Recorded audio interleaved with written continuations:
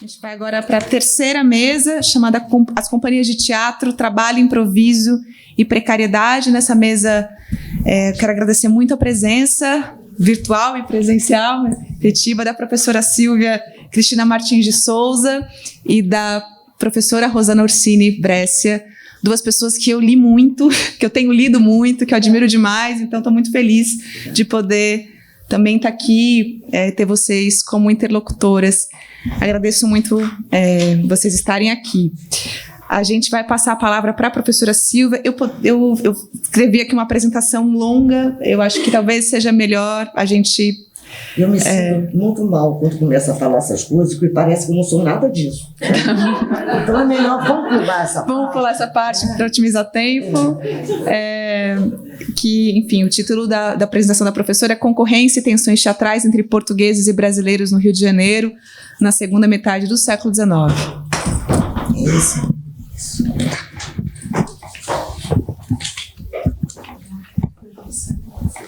Eu posso mexer? Dá para ouvir? Ótimo. Tá?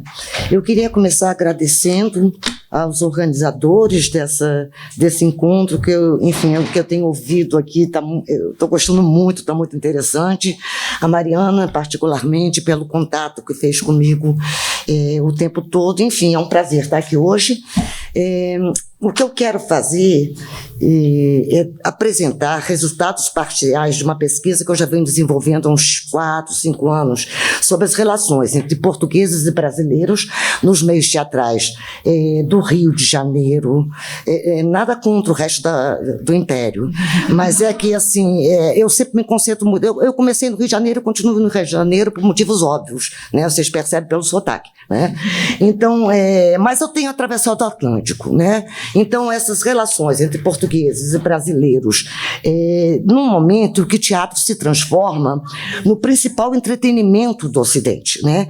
Isso foi bastante beneficiado e impulsionado, digamos assim, pela inserção dos gêneros musicados, de gêneros de teatro musicado, pelo aumento e diversificação da população urbana e também pelo fato do teatro ter se transformado, e aí é um momento depois daquilo que vocês estão falando, né, numa indústria como outra qualquer, né? Então é um momento de globalização, é isso que eu venho tentando fazer, e para esse momento as turnês teatrais foram muito importantes, porque artistas e empresários cruzavam os oceanos e mares o tempo todo, né, e faziam uma ligação entre diferentes continentes. A partir de agora eu vou ler, porque eu sou muito boa de começar a fazer caminhos paralelos, então, assim, para manter um... Bom, conectado mais efetivamente a tal fenômeno, esse que eu acabei de falar para vocês, desde os anos 1870, o Teatro do Rio de Janeiro sentiu os desdobramentos das mudanças que ele operou. Na minha fala aqui, agora eu vou procurar abordar algumas dessas mudanças, mais especificamente as relativas às concorrências e estratégias comerciais e simbólicas utilizadas entre portugueses e brasileiros em disputa nos meios teatrais e algumas questões que afloraram ao longo dessas disputas. Eu escolhi só algumas, né, mas são várias, né? Tais como, por exemplo, as tensões identitárias, brasileiros e portugueses o tempo todo se defrontando, né? A reatualização de antigos preconceitos raciais em relação aos brasileiros e alguns conflitos laborais. Bom, eu escolhi como ponto de partida um episódio que foi uma polêmica que ocorreu entre julho e setembro de 1883 na Gazeta de Notícias, em torno de uma opereta, a Dona Juanita, né, Dona Juanita, de Richard Genet, Camilo Valzel, e musicada por Von Suppé, que estreou com muito sucesso no Rio de Janeiro, em maio de 1883, pela grande companhia de ópera cômica italiana de César Ciacchi. Hoje no início, eu vi o João Roberto falando da Julieta dos Santos. A Julieta dos Santos, na verdade, eu vou falar da Julieta. O César Ciacchi era um empresário italiano que fazia sempre o trajeto Rio, Buenos Aires, Montevidéu. Então ele contratava gente de fora, né, e trazia. Tinha um olho para ganhar dinheiro com poucos, né? Então ele contratava muitas companhias de óperas, operetas, também muito espetáculos equestres, E também, a partir de um determinado momento, e coincidentemente, em 1883, ele começa a fazer isso, contratar crianças prodígio. Uma delas foi a Gemma Cuniberti e a outra Julieta dos Santos. E, em 1883, antes do episódio que a gente vai ver, ele colocou essas duas meninas que foram contratadas por ele em 2 teatros diferentes, e as duas encenavam o Demônio Familiar. Tá? As polêmicas em torno de quem era melhor começam a aparecer ali. Eu estou chamando a atenção para isso porque basicamente é isso que um personagem que eu vou falar depois, que é o Clementino da Silva, vai fazer, só que não dá tão certo quanto o SEAC, né? Quanto da retirada da companhia SEAC para apresentar-se em Buenos Aires e Montevidéu em julho de 1883, 3 empresários teatrais, que eram Jacinto Heller, Antônio de Souza Bastos e Esther de Carvalho, manifestaram a intenção de colocá-la em cena simultaneamente em seus teatros. Uma mesma peça em 3 teatros diferentes, numa cidade das dimensões do Rio de Janeiro, que não tinha público para isso tudo, né? Era algo inusitado, tanto que a notícia motivou um comentário publicado no periódico Lucros e Perdas, que dizia: um empresário estrangeiro comeu a carne, e os outros empresários atiram seu osso. Terá eixo que roer? E se tiver, chegará para os 3. Bom, as turnês, eu vou dar só falar algumas coisas gerais, que eu acho que são importantes para a gente chegar até o episódio, né? Essas turnês teatrais que eu estou falando, como a do SEAC, não eram nenhuma novidade, né? Desde os anos 1840, elas eram bastante constantes no Rio de Janeiro, particularmente de franceses, italianos e portugueses. Mas no caso dos portugueses, e dos atores e empresários, merece sublinhar que foram as turnês para o Brasil que permitiram que eles contornassem a falta de trabalho e proventos no verão português, quando grande parte do público pagante se retirava para as estâncias de veraneio e o que ficava na cidade evitaria os teatros em função da má ventilação. Nesse movimento, alguns atores e empresários portugueses atravessaram o Atlântico várias vezes, nos 2 sentidos, outros chegaram aqui para longas temporadas e alguns se estabeleceram residência, né? A concorrência entre companhias teatrais também não era algo novo, né? Quando o João Caetano se desliga da companhia do Teatro de São Pedro e cria a própria companhia no Teatro de São Francisco, essas 2 companhias começam a disputar, e isso a gente encontra nos jornais recorrentemente, né? Desde o período da criação dessa companhia até a morte de João Caetano, não foram poucos os empresários que estabeleceram concorrência com ele, utilizando-se de diferentes estratégias. Por exemplo, Joaquim Eliodoro Gomes dos Santos, que criou a Companhia do Ginásio, apostou na estética teatral realista. Já o Florindo Joaquim da Silva investiu num repertório bastante eclético e manteve uma prática que foi inaugurada por uma companhia francesa que tinha se apresentado no Rio em 1850, que eram as récitas vespertinas voltadas para os caixeiros, né, os capazes do comércio. Eu estou chamando a atenção dos caixeiros porque eles vão ter, em algum momento, uma repercussão, né?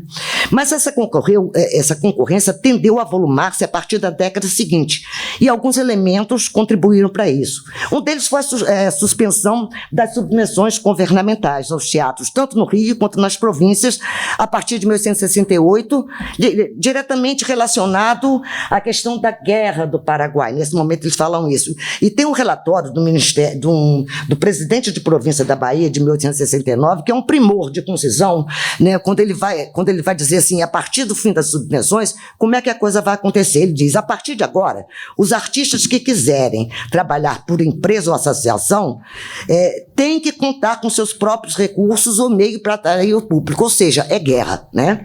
A morte de João Caetano, em 1863, e em 5 anos depois, a estreia de Orfeu na Roça, de paródia de Francisco Correia Vasquez, a Orfeu nos Infernos de Offenbach, podem ser consideradas paradigmáticas da entrada em cena de uma nova fase do teatro no Rio de Janeiro, em particular, e no Império como um todo, com o triunfo do teatro musicado, que, embora já conhecido na cidade desde os anos 1840, caiu definitivamente na preferência das plateias.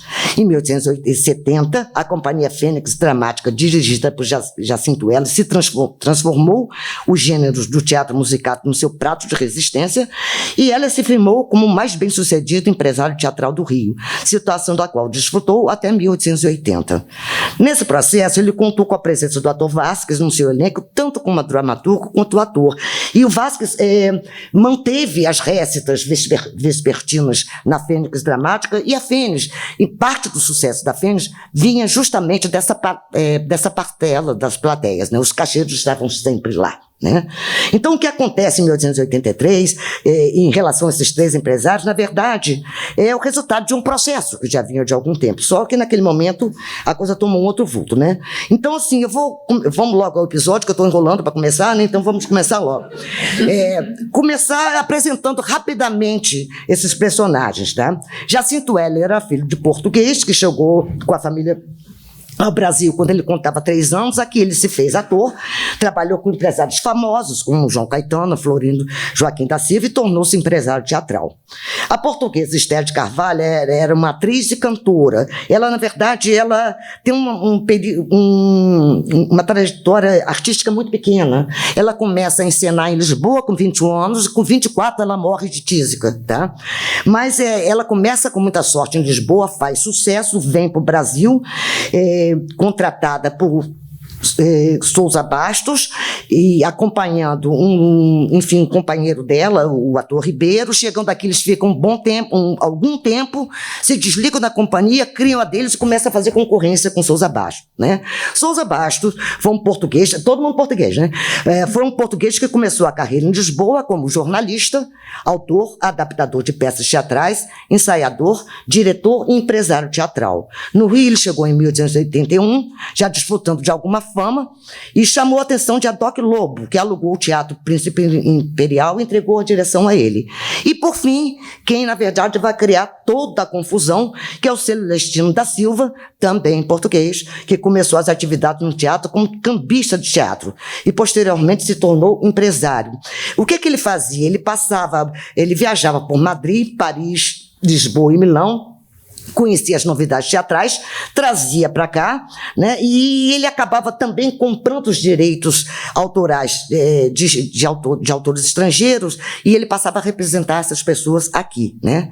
O Celestino soube ganhar dinheiro, porque no final da vida dele ele virou visconde, visconde de São Luís de Praga, né? Desse pessoal todo aqui, parece que foi só ele quem ganhou alguma coisa, né?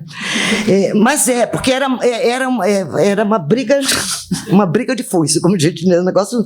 Bom, em julho de 1883, logo que SEAC se retirou do Rio, Celestino da Silva negociou com Jacinto Heller a venda de uma adaptação para o português da opereta Dona Joanita, e essa adaptação era de Eduardo Garrido.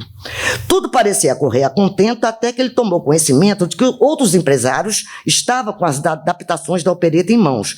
Vendo seus planos de exclusividade ameaçados, diante da possibilidade, inclusive, de Jacinto Heller declinar do negócio que tinha feito com ele, ou de sofrer alguma pressão de Eduardo Garrido, que consta que Eduardo Garrido era o seguinte: ele vendia os direitos autorais e ficava de teatro em teatro à noite, cobrando os direitos autorais dele. Estava certo, né? Porque o pessoal não pagava mesmo, né? Então o Celestino tentou impedir de alguma maneira que os planos desses dois empresários desses três empresários se concretizasse. Então ele deflagra uma polêmica na imprensa, uma polêmica que desceu a níveis baixíssimos. Eu não vou ser tão minudente aqui, mas só para vocês terem ideia, a Revista Ilustrada chamou de roupa suja na imprensa, tá? E aí, enfim, inicialmente as questões giraram em torno das versões da opereta, que cada empresário tinha em mãos, e que Celestino insistia em dizer que era roubo, né? Logo, porém, se descobriu que a versão que ele tinha, porque ele dizia que ele tinha a versão que Eduardo Garrido tinha feito era do original. Aí se descobriu que a versão que ele tinha, na verdade, era uma versão para o italiano que o SEAC vendeu a ele, né? E, enfim, nisso ele acusou Sousa Bastos de roubar, né, também, de fazer uma versão que era roubada. E Sousa Bastos falou o seguinte: Sousa Bastos confessou: não, eu fui assistir algumas encenações da companhia de SEAC, algumas eu paguei, outras ele me deu de graça, eu sentei, taquigrafei e escrevi a peça. Tá? E a versão da Esther de Carvalho, ele disse que quem tinha feito tinha sido Moreira Sampaio. Diante das acusações, Souza Bastos e Moreira Sampaio desafiaram Celestino a provar ser ele o detentor dos direitos dos autores da opereta no Brasil, afirmando que, caso se confirmasse, só tinha a lamentar que ele tivesse, abre aspas, tão mal empregado o seu dinheiro comprando um objeto cuja propriedade as leis brasileiras não garantiam, fecha aspas, que os direitos de autores vão ser bem mais tarde, que eles vão ser reconhecidos, né? Não tanto como sustentar esse argumento, Celestino passou a centralizar suas acusações em Souza Bastos, até porque, essa altura, a Esther já tinha contraído a tísica e desistiu da encenação. Dentre as acusações que ele passou a fazer a Souza Bastos, contavam menções a processos abertos por Adoc Lobo contra ele, porque Souza Bastos, na verdade, gastou bastante mais dinheiro do que podia, a dívida era uma dívida muito grande, particularmente porque ele contratava, isso foi algo depois que foi muito reclamado por atores brasileiros, ele contratava atores em Portugal, pagava passagens, salários e trazia. Só que quando chegava aqui, nem sempre ele pagava os salários que tinha prometido, enfim, toda aquela história que vocês já vinham contando. Aí os atores entravam com um processo contra ele, né? E também o Celestino começou a fazer alusões ao relacionamento amoroso que o Souza Bastos mantinha com a atriz Pepa Ruiz, de quem, segundo Celestino, Souza Bastos só tirava vantagem porque a profissão dele, segundo Celestino, era desfrutar da fama da Pepa, né? A Pepa, na verdade, ela veio com Souza Bastos em 1881, mas ela veio contratada por Jacinto Heller, com passagem paga e salário adiantado. Ficou aqui uns 3 meses, saiu, não pagou nada ao Heller, que abriu um processo para ela, e o Souza Bastos ficou, porque ela fez sucesso logo que chegou, né? E o Souza Bastos, então, como é que eu vou dizer? Realmente tirou bastante proveito da fama dela, né? Celestino acusou o Souza Bastos também de ser um dos estrangeiros que chegava ao Brasil por arribação, para tirar proveito e de contribuir para a ruína dos atores brasileiros por preterir-os aos portugueses. Como se isso não bastasse, ele divulgou o trecho de uma carta supostamente enviada por Souza Bastos a um amigo em Portugal, na qual ele dizia, abre aspas, aqui os regentes de orquestra são mulatos muito estúpidos e eu estou condenado a aturar um deles. Não imaginas que reinado é aqui o público. É um gostinho vê-lo, visto que cada brasileiro é um macaco. Fecha aspas, né? O maestro que ele está falando é o maestro Simão Júnior, que eu vou falar um pouco mais à frente, né? Celestino ainda publicou algumas notas na imprensa, manteve esse mesmo tom, mas os outros pararam de responder a ele e a coisa acabou por aí. As duas montagens da opereta acabaram por subir ao palco. A primeira foi de Souza Bastos, que foi bastante elogiada pela Gazeta de Notícias, que, na verdade, eu não tenho certeza, é algo que eu quero pesquisar. Eu acho que ele tinha muitas pessoas amigas dentro da Gazeta, porque a Gazeta catapultou a peça dele, né? No caso da versão, um mês depois, foi a versão do Jacinto Heller, que estreou no Teatro Santana, e a mesma Gazeta começou a fazer críticas, né? Ela disse que a adaptação de Garrido era de má qualidade, criticou o fato de o tenor Poleiro não ter decorado as letras das canções e reprovou o aumento dos preços da entrada pela empresa, o qual, segundo ele, não se justificava, segundo a Gazeta, não se justificava levando-se em conta a qualidade questionável do espetáculo. Coincidência ou não, no dia seguinte ao da estreia e dessas críticas, o tenor Poleiro ficou doente, né? Ficou doente, foram suspensas as encenações e só durante alguns dias a companhia de Souza Bastos manteve a peça em cartaz. Mas no dia 6 de novembro e no dia 8 de novembro, pela primeira vez, e isso quem trabalha com teatro não encontra, as mesmas peças no mesmo dia, uma ao lado da outra nos jornais, durante 3 dias seguidos, ou seja, era uma concorrência brutal.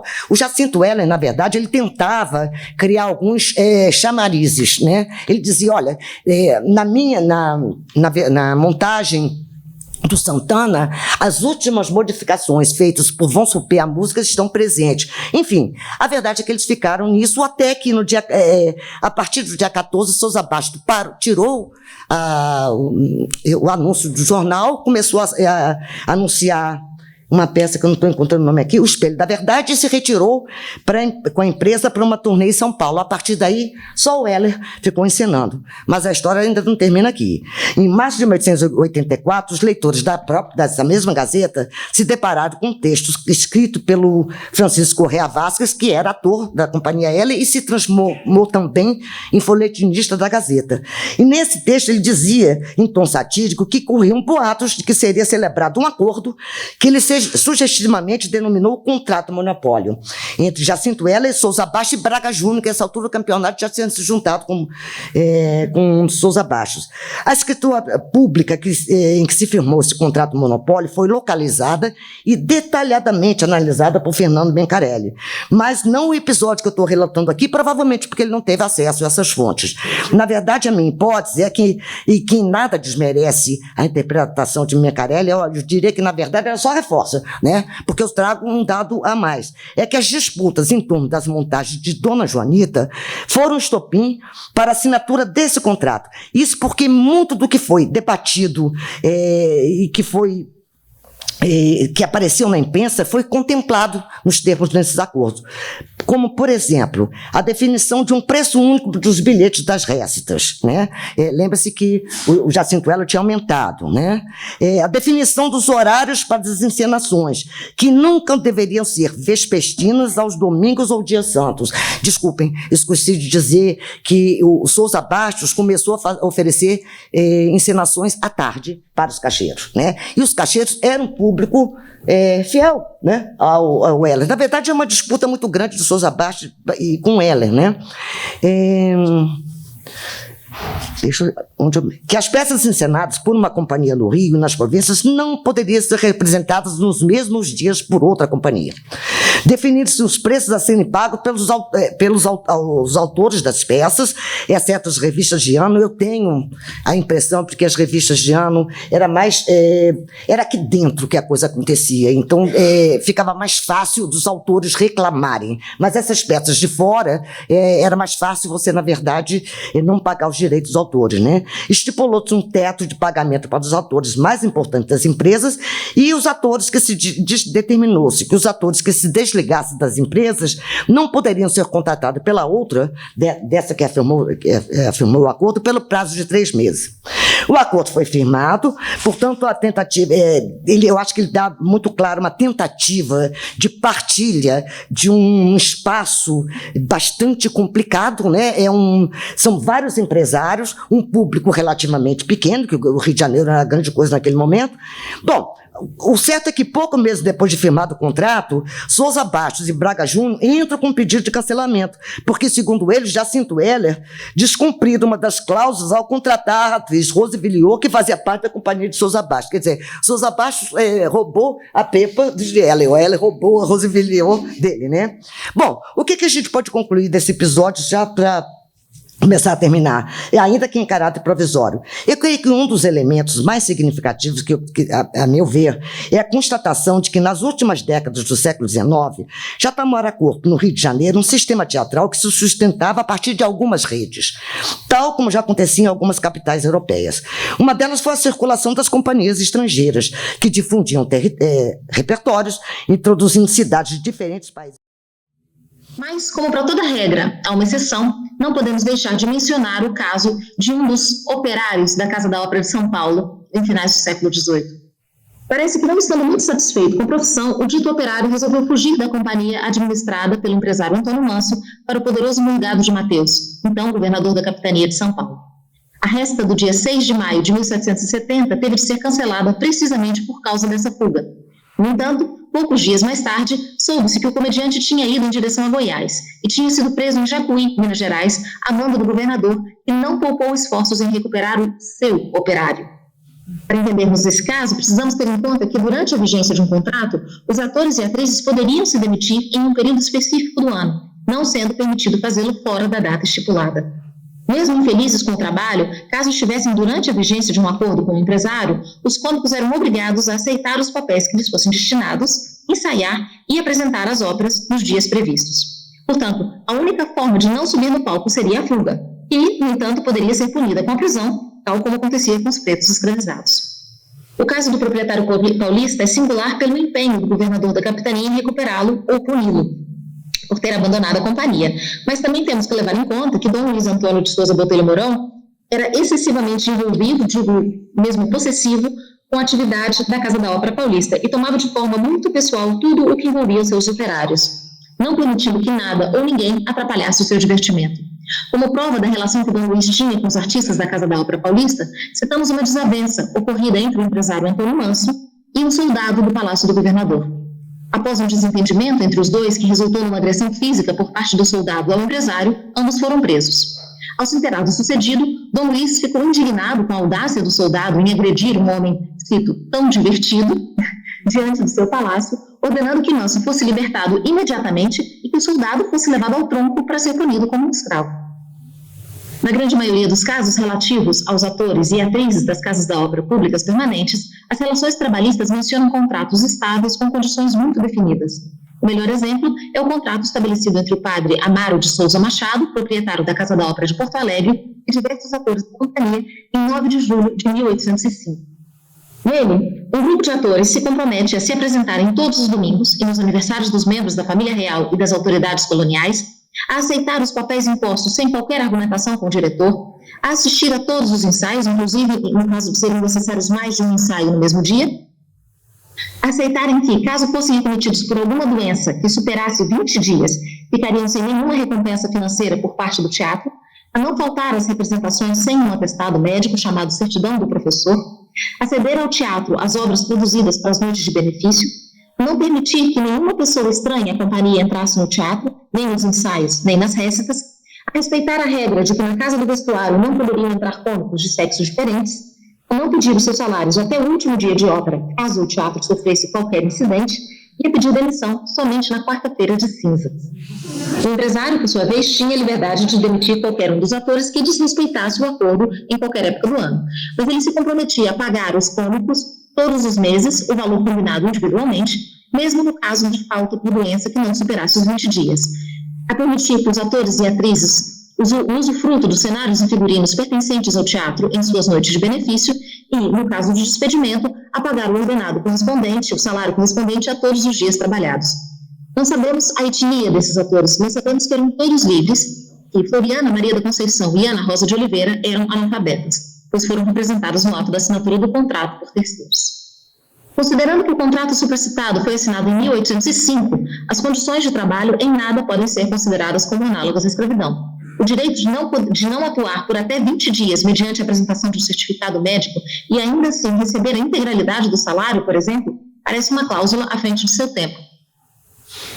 Outros artistas de teatro no Brasil setecentista parecem também ter alcançado uma condição financeira razoável, ao menos enquanto exerciam a profissão.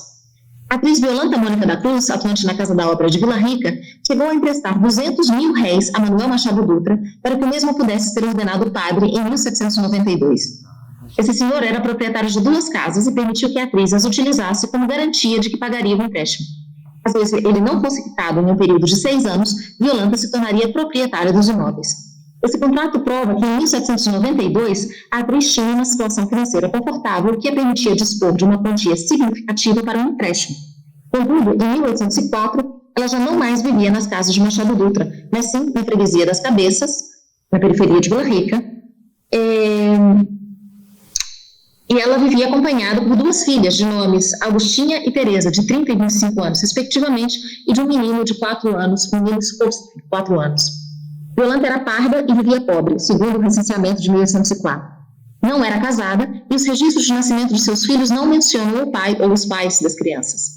Como atriz e cantora, teve uma carreira relativamente longa, atuando desde a década de 1780 até o final do século, tanto na Casa da Ópera quanto nas festas públicas, como, por exemplo, na celebração que teve em Vila Rica do casamento do príncipe Dom João e da princesa Carlota Joaquina, em 1786.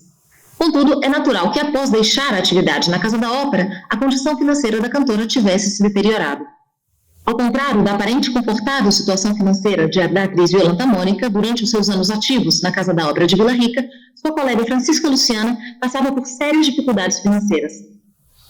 Ela chega a pedir um empréstimo ao empresário da Casa da Ópera, Antônio de Pádua, de 2/8 de ouro por não ter o que comer. Contudo, é preciso esclarecer que esse processo foi movido pelo empresário contra a cantora, e nele fica claro que Antônio de Pádua sempre pagou os salários devidos à atriz, e que, para além desse dinheiro, ele emprestou uma grande quantia para que ela pudesse pagar o aluguel de casas e a compra de roupas. Seria esse um indicativo de que os salários pagos às atrizes eram excessivamente baixos, a ponto de não garantir a subsistência desses profissionais? Ou seria esse um caso pontual de má gestão de um salário que certamente não era nenhuma fortuna? Esse processo foi protocolado em 1801, contudo, em 1811, a atriz continuava no elenco contratado pela Teatro da capital mineira. Não só em Vila Rica, algumas atrizes tinham uma situação econômica de certa forma estável, ao menos durante os anos em que estavam empregadas em uma casa da ópera. Em São Paulo, a atriz Pulquéria Maria de Oliveira possuía 2 pretas escravizadas, e sua colega Gertrudes Maria, uma. Considerando que o preço médio de uma escravizada do sexo feminino entre 15 e 40 anos de idade em 1789 era de R$88.000, o fato de que uma mera atriz fosse capaz de tê-las a seu serviço mostra que sua situação financeira estava longe de ser miserável. Contudo, alguns cômicos e cômicas mantinham profissões paralelas a de ator e atriz, como é o caso do primeiro galã da Casa da Ópera de São Paulo, José Rodrigues Cardim, que também era alfaiate, e da já mencionada Violanta Mônica da Cruz, da Casa da Ópera de Vila Rica, que também era costureira e rendeira. No caso da Casa da Ópera de São Paulo, sabemos que em 1798, os primeiros artistas, primeira-dama e primeiro galã, ganhavam R$8.000 por mês. Os segundos, R$6.000 por mês, e os terceiros, R$4.000 por mês. Alguns anos mais tarde, em 1811, a Casa da Ópera de Vila Rica pagava uma média de R$6.000 por mês por seus atores. R$1.600 para os homens, por récita, e R$1.800 para as mulheres, em uma temporada que totalizou 45 récitas. É claro que nem todos os atores e atrizes participavam de todas as récitas, o que altera significativamente o valor do salário, mas tampouco era um trabalho a tempo integral.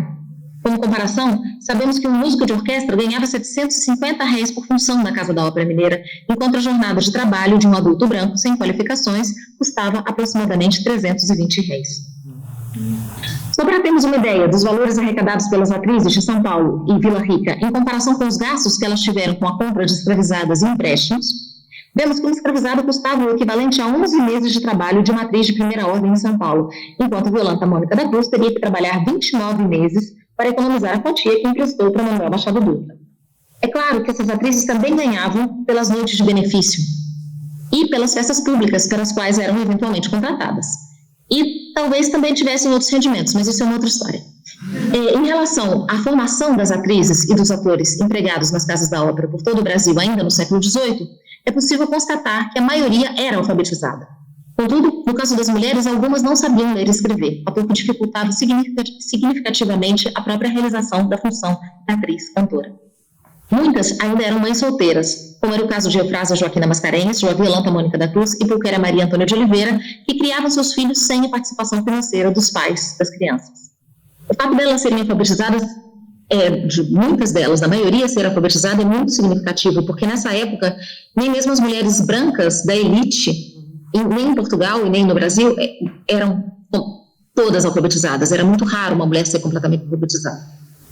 Segundo, mas não é possível falar da condição dos atores e atrizes afrodescendentes no Brasil setecentista sem mencionar Joaquina Lapinha, a nossa mais importante e bem-sucedida atriz e cantora, atuante na Ópera Nova do Rio de Janeiro, no último quartel do século XVIII e nas primeiras décadas do século XIX. Filha de uma mestiça, provavelmente natural de Minas Gerais, Lapinha foi uma das primeiras mulheres a se apresentar no recém-inaugurado Teatro de São Carlos de Lisboa, após uma proibição de quase 20 anos imposta pela Rainha Dona Maria I às mulheres de se apresentarem em palcos públicos. Contratada ao lado de 2 artistas italianas de certo renome, Lapinha foi muito aclamada pelo público e pela crítica em Portugal. Permaneceu por mais de 10 anos na metrópole, se apresentando em diversas partes do reino. Ainda que o fato de ter a pele, entre aspas, escura, tenha levado o viajante sueco Carl Isel Ruders a recomendar que tal inconveniente fosse remediado por meio de cosméticos. Curioso é que o uso da maquiagem branca em atores e atrizes pretos e afrodescendentes era comum em vários teatros da América Portuguesa. Contudo, Lapinha parece não ter usado nada que escondesse a cor de sua pele nos palcos portugueses. De volta ao Brasil, em princípios do século XIX, voltou a integrar o elenco da Ópera Nova do Rio de Janeiro e nele permaneceu mesmo após a chegada da corte portuguesa no Brasil em 1808, quando diversos artistas europeus também se transferiram para a América Portuguesa. Lapinha viajava sempre acompanhada pela sua mãe e por 2 escravizadas libertas. Foi ela que comprou essas escravizadas e as libertou?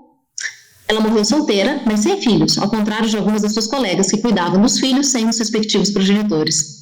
Era profundamente religiosa, não só por pertencer à Irmandade de Nossa Senhora da Conceição, como por ter sido enterrada com a mortalha da mesma Irmandade. Um ano após a independência, Lapinha doou dinheiro para a subscrição voluntária para o aumento da Marinha de Guerra do Império do Brasil. Isso certamente mostra que ela tinha uma folga financeira. Joaquina morreu em 1826, informação recentemente descoberta pelo meu querido colega Rogério Budachi, deixando um testamento e umas casas na Central Rua do Conde, no Rio de Janeiro, provando que em sua longa e bem-sucedida carreira como atriz e cantora, conseguiu acumular bens de raiz e viver uma vida confortável, o que era praticamente impensável para uma mulher afro-brasileira em finais dos 700.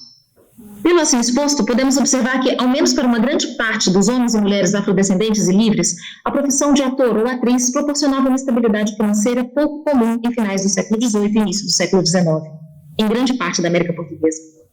Não deixa de nos surpreender como uma sociedade altamente arraigada no escravismo e no preconceito racial não só aceitava, como aplaudia e pagava para ver os artistas pretos e afrodescendentes sobre os palcos da colônia luso-brasileira. Seria por falta de opção? Talvez. Reconhecimento de que esses homens e mulheres eram verdadeiramente talentosos? Muitos dos espectadores achavam que sim. Isso não diminui a terrível condição imposta a todos os homens e mulheres afrodescendentes de então, e também não apaga o fato de que, ao que tudo indica, eles eram obrigados, ou talvez recomendados, como foi o caso de Joaquina Lapinha, a esconder sua pele por meio de cosméticos, ainda que todos os membros do público soubessem muito bem a origem étnica desses artistas.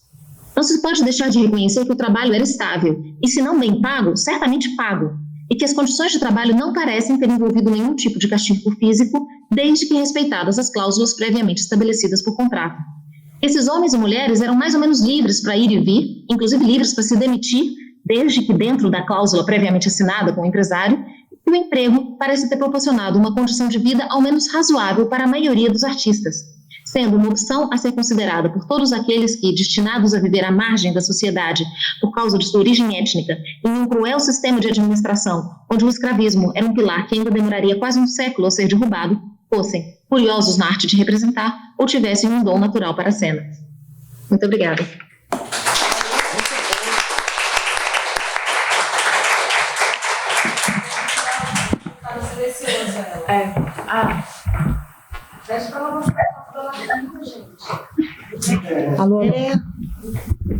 Alô? Alô?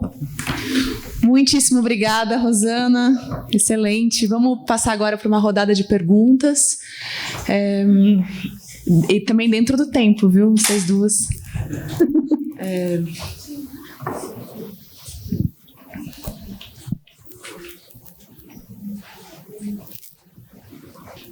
É para ela mostrar a imagem da Lapinha. Estão pedindo para você mostrar a imagem da Lapinha. Não tem imagem da Lapinha, o que todos nós queríamos ver. Você quer que a gente tem?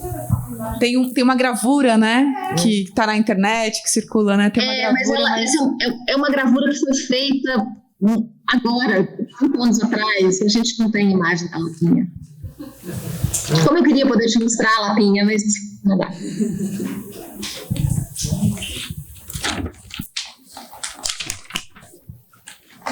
Bom, eu só queria comentar, assim, é maravilhoso poder escutá-las. Vou começar da Rosana, assim, eu leio, né, muito os teus textos e é muito essas informações que você está trazendo, né, essa junção de novas informações, de novos documentos, de leitura de novos documentos, vai compondo um novo cenário para a gente pensar a história da atuação no Brasil, né? Porque também não é uma questão pensar os modos de produção do teatro e a organização desses salários, das condições de trabalho, dos contratos, né, como a gente estava falando, no século XVIII, que é um rastreamento muito difícil de fazer, a gente começa a compreender melhor a cena, né, a partir desse modelo de produção. Então, é incrível poder te escutar com mais detalhes, assim, do ponto de vista da documentação e da reunião desses documentos, né? Que tem artistas, é muito importante, muito necessário, né, para a gente construir essa história da atuação no Brasil, envolvendo, obviamente, uma atuação para a ópera e para todas as comédias e, enfim, tragédias declamadas, encenadas no século XVIII. É curioso porque a gente vê uma diferença muito grande entre o século XVIII e o século XIX. E eu me atrevo a dizer que se bobear no século XVIII era algo melhor. Não dizendo que isso era o melhor emprego do mundo, mas essas pessoas também não tinham acesso aos melhores empregos do mundo. Então, era uma saída muito digna dentro do que elas estavam obrigadas do pouco que elas tinham acesso, não é? E realmente, depois que a corte vem e vem todos os artistas europeus, dá uma mudança muito radical.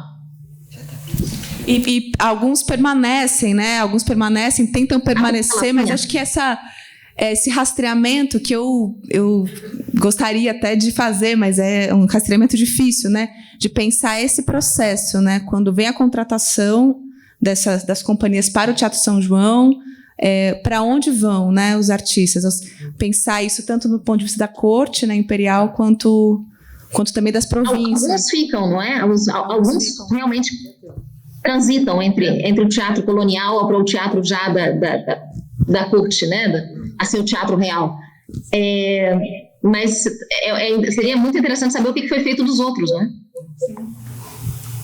E com certeza, esses personagens que a professora Silvia está rastreando, né? Inclusive o Vasquez, que é uma figura, o Francisco Vasquez, uma figura fenomenal, assim, né?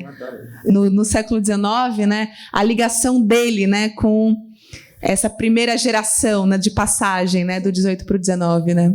Ele tem realmente essa... Eu diria que você coloca de uma forma muito interessante. Eu diria assim, que ele ele faz... Eu diria mais.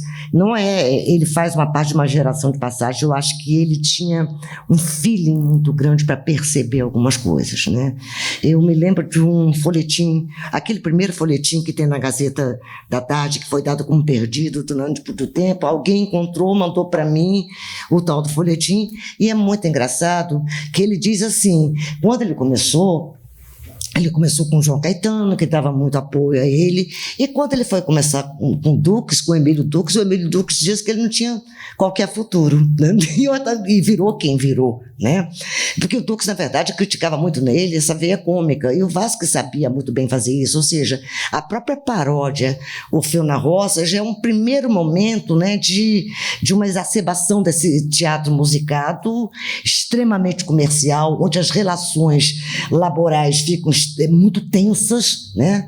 Então, eu diria que você define bem. Ele faz parte de uma geração de passagem bastante significativa.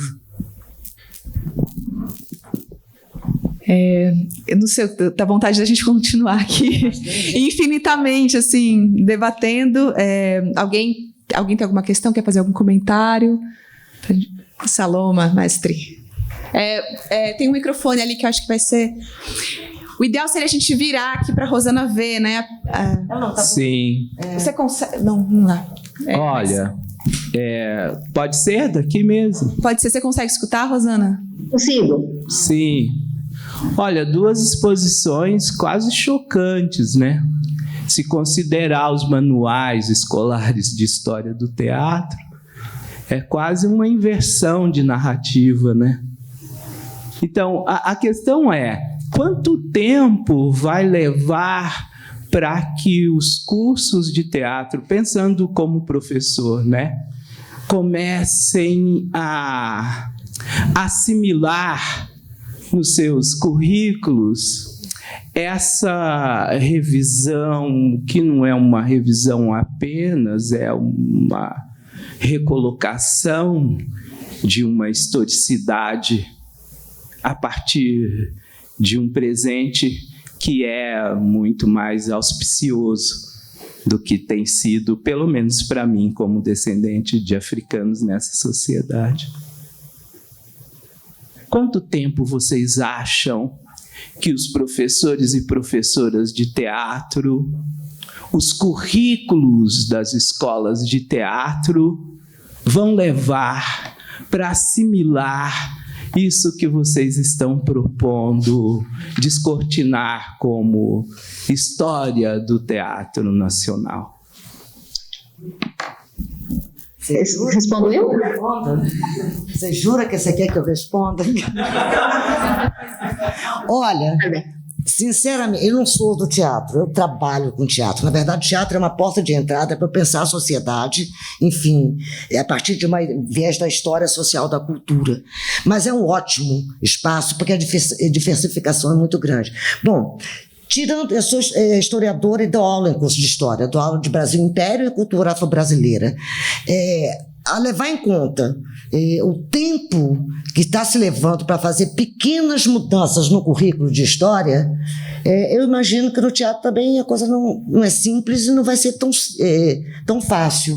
Você encontra, por exemplo, na história, você encontra muitas vezes obstáculos colocados pelos próprios alunos. Tá? Numa universidade como a minha, que já tem cotas há 15 anos, que tem uma participação enorme de alunos na graduação, nos projetos, eles são bolsistas, enfim. Com toda essa presença, você encontra, sabe, os alunos, eles assistem porque não tem outro jeito, né? Porque está na graduação, então tem que terminar, eles assistem. Mas você vê, assim, momentos extremamente tensos em sala de aula, né? Que às vezes você fica numa saia justa. Então, assim, tirando pela história, eu acredito que o teatro também vai demorar bastante, porque isso, na verdade, não é só uma mudança de currículo, é uma mudança de cultura, né? Nós precisamos mudar a nossa forma de lidar com as diferenças, né? Com as diversidades, de reconhecer os preconceitos. Isso não é coisa simples, né? Um país que não tem 600 anos e que só de 300 foi só de escravidão. E que ela ficou muito bem entranhada, né? Ela não está mais aí, mas ela está aí o tempo todo, de alguma maneira, né?